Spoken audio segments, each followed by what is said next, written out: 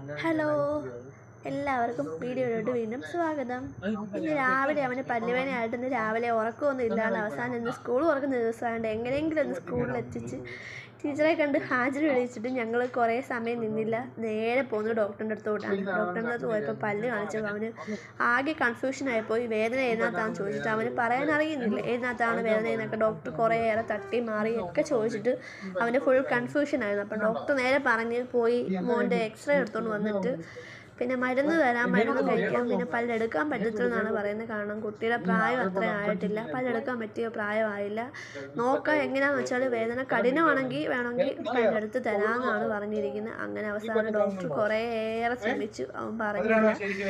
ഇനിയിപ്പം നേരെ ഉള്ളത് എക്സ്റേ എടുക്കണം. എക്സ്റേ എടുത്തിട്ട് നേരെ ഡോക്ടറെ കൊണ്ട് കാണിക്കണം. പിന്നെ മരുന്നൊക്കെ തന്നു, ഇപ്പോൾ വേദനയ്ക്കുള്ള മരുന്ന് തന്നു. പിന്നെ നീരുണ്ട്, അതിനുള്ള ഗുളികയെല്ലാം തന്നിട്ടുണ്ട്. അത് 2 ദിവസം കൊടുത്തിട്ട് എക്സ്റേ എടുത്തിട്ട് കൊണ്ടുപോകാൻ പറഞ്ഞു. അപ്പം അത്രയൊക്കെയുള്ള വീഡിയോ. എല്ലാവരും കാണുക, ലൈക്ക് ചെയ്യുക, സബ്സ്ക്രൈബ് ചെയ്യുക, ഷെയർ ചെയ്യുക, കമൻറ്റുകൾ അറിയിക്കുക. കാരണം പോകുന്ന കണ്ടോണേ ഒന്നും അറിയാത്ത ഭാഗത്ത്. Okay friends, bye bye, see U.